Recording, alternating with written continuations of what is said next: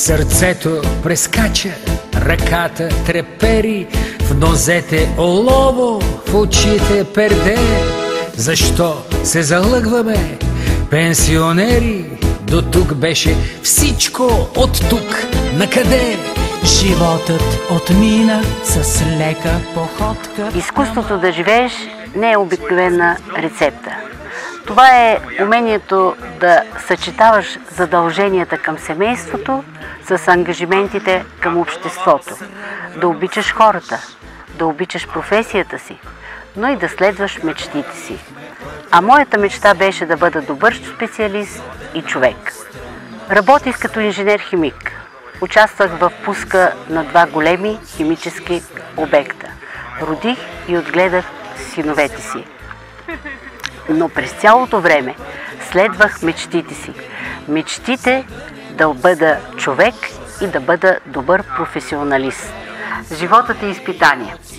През 1989 останах без работа. Страдах до леглото на болна от рак майка. Нямахме средства да продължат образованието синовете ни. Но се взех в ръце.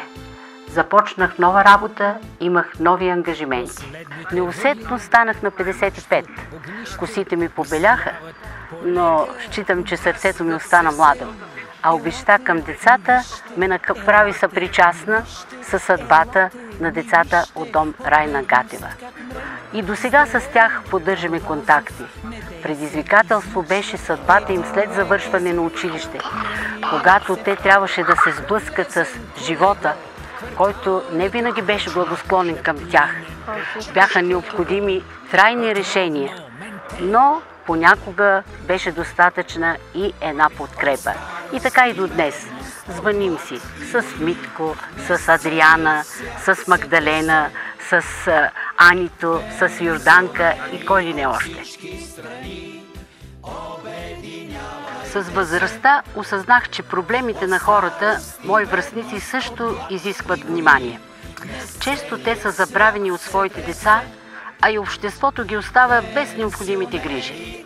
Участвах в създаването на пенсионерски клуб «Дружба», включи се в доброволческата дейност на Български червен кръст, а оттам и в проекта касаеш проблемите на възрастните хора, защита на тяхните права, който се финансираше от Швейцарския червен кръст. Включих се и в доброволчески акции. Организирахме дискусии, реализирахме идеята за обществен съвет за социално включване на хората от третата възраст. Активизира се и дейността на неправителствената организация Съюз на пенсионерите 2004. Организирах почивки и екскурзии, пресъздавахме обичай и традиции.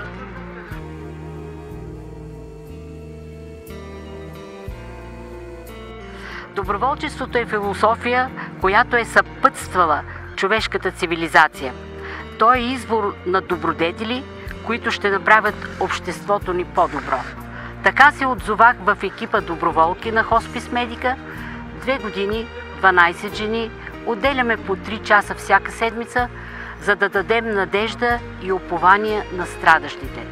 Да докоснем ръката на болния, да запеем тихо или да прочетем стих.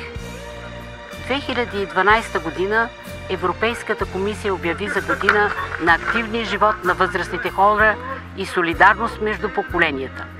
Това доведе в нашия пенсионерски клуб група ученици от математическа гимназия Баба Тонка с техния проект «Кристален прозорец».